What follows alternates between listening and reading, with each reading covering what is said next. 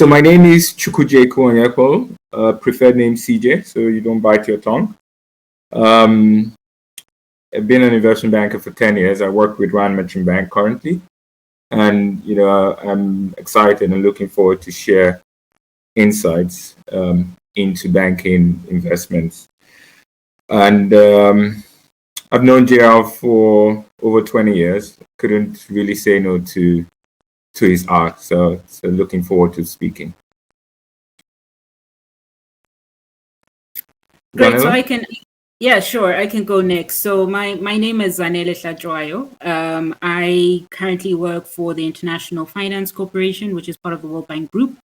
I work as an investment officer in IFC's infrastructure investment team. I'm based in Nairobi. I started feels like a lifetime ago now, but I started my career with Goldman Sachs in London. I then went on a very interesting adventure career-wise where I worked with a boutique corporate finance house. I was with PwC's corporate finance team as well. I also spent some time in Washington, D.C. with the World Bank before joining the IFC.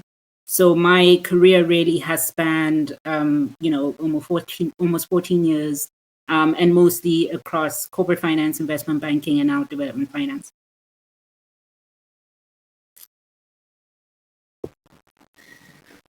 Great.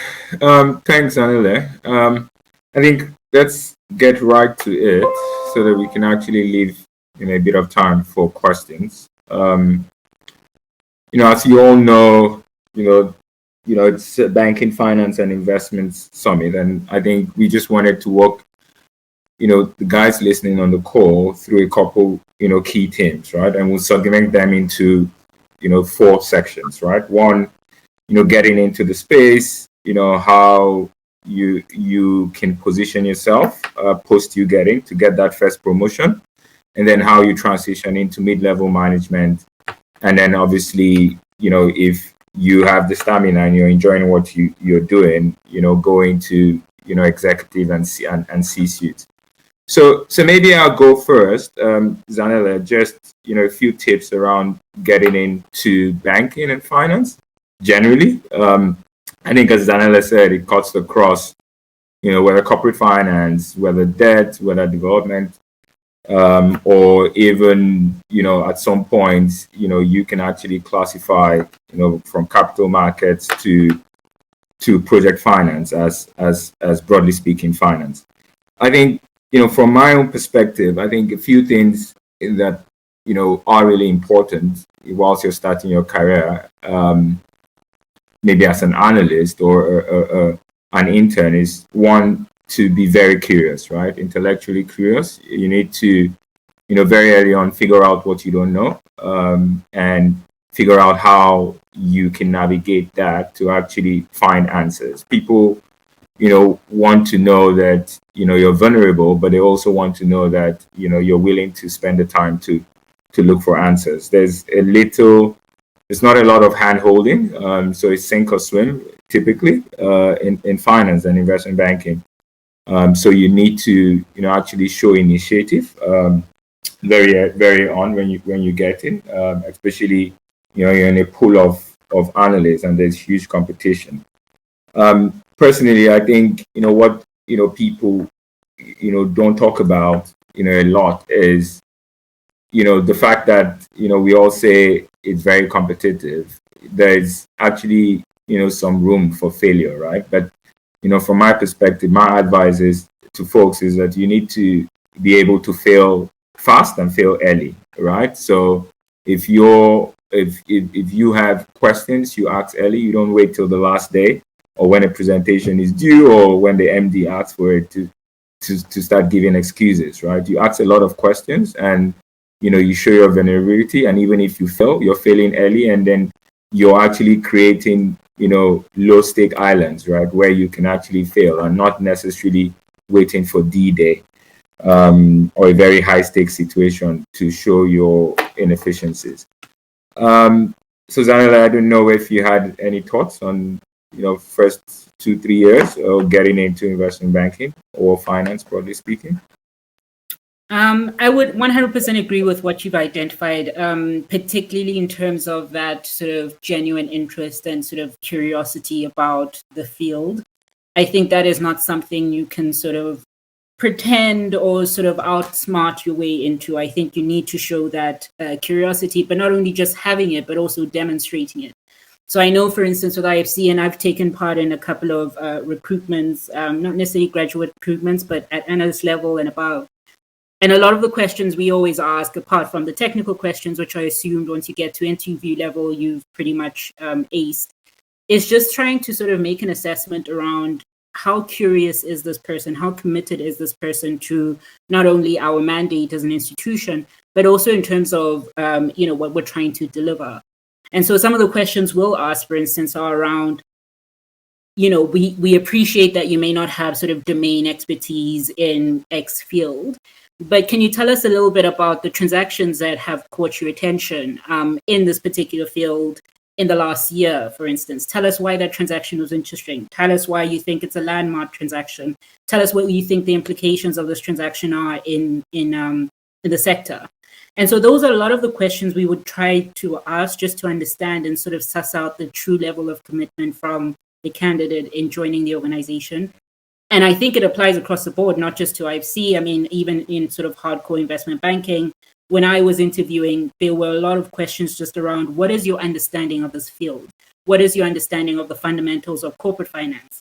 What is your understanding of project finance? And so I think it's really important as you try to sort of craft out that career to also make sure that, you show and you can demonstrate that you have an interest. The other thing I would echo, CJ, is sort of on the technical side. So certainly from the IFC side, and I don't know if this number is correct, certainly it was a number shared with me a couple of months ago, but from IFC's perspective, I know we get about 5,000 to 6,000 applications for every post, for every job advertised. And so what that means as well is that once you are lucky enough and also able enough to then secure an interview, go through the interview cycle, be successful, get an offer letter, you're then in a very competitive pool of very well qualified people. And so really your technical skill set really needs to stand out at that point, because otherwise really, you're surrounded by 80 other very smart graduates who are also trying to achieve the same objectives as you are. So I would say really it has to be a commitment, a lifetime commitment even to sort of upskilling, right? So from free training, from training that's available within the institution as well. But I think it is important just to show and distinguish yourself as someone who's technically competent, but also exceptional in terms of what you're able to deliver. Let me stop there.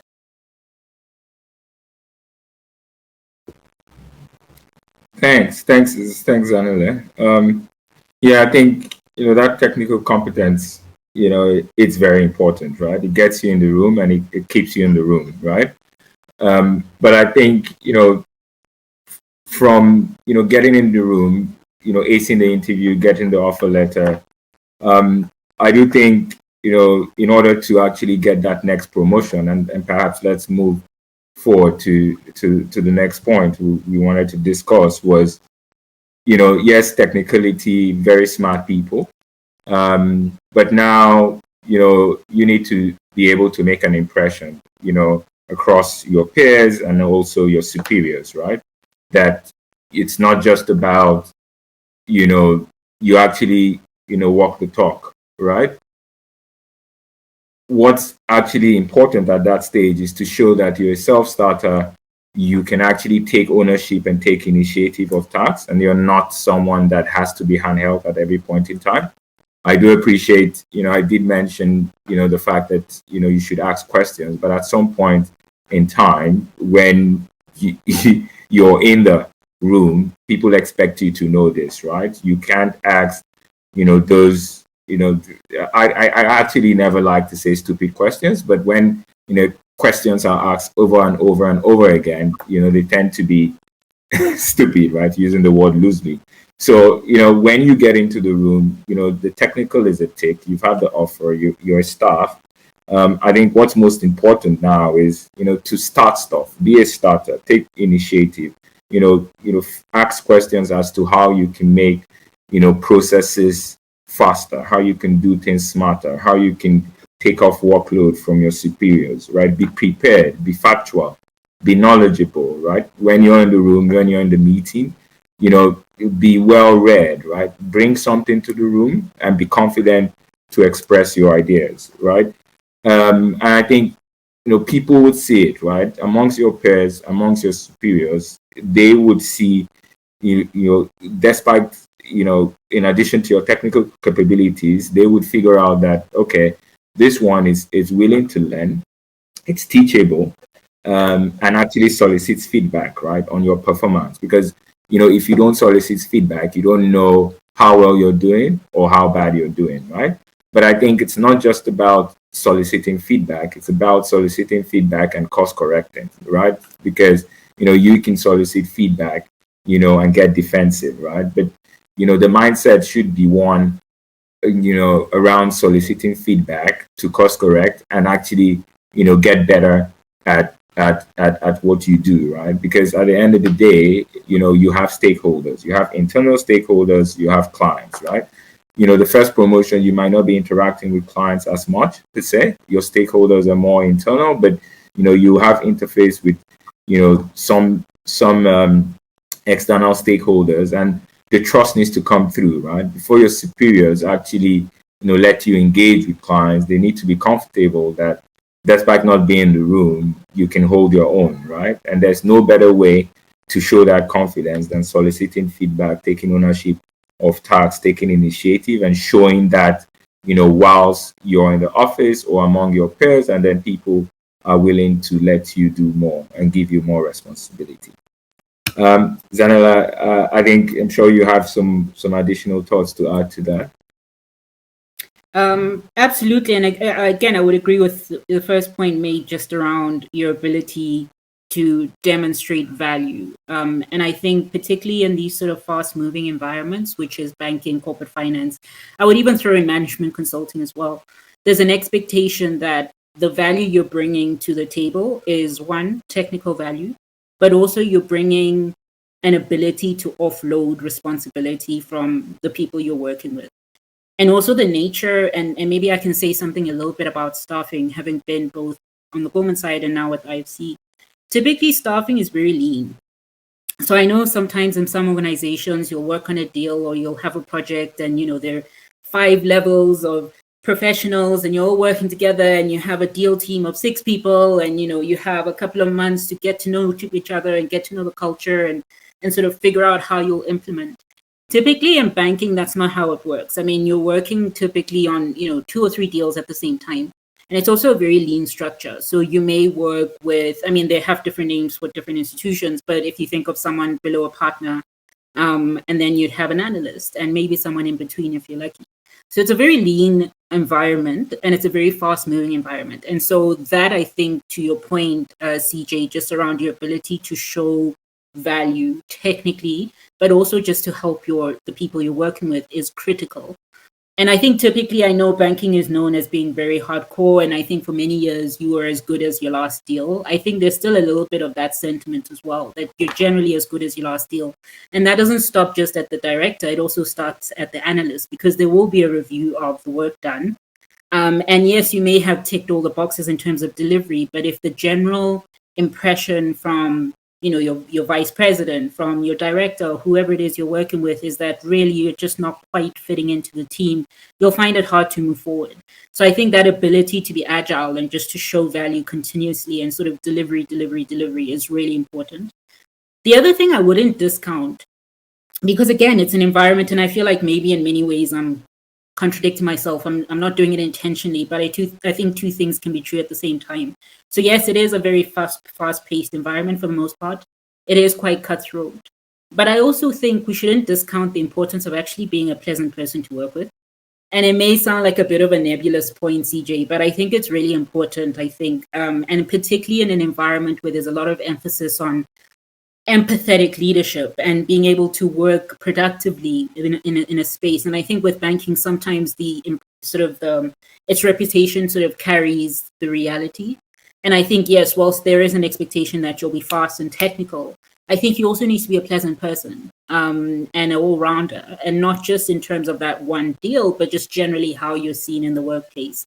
And so I wouldn't sort of discount the importance of sort of sort of introspection and just making sure that you yourself, in addition to being sort of the technical whiz kid, you're also just in terms of your interpersonal skills able to bring out your best in an environment, because it shows, and it won't just show in sort of the 360 feedback, but also your ability to be promoted. I think there's certain skill sets that you'll need to demonstrate to get to your next level.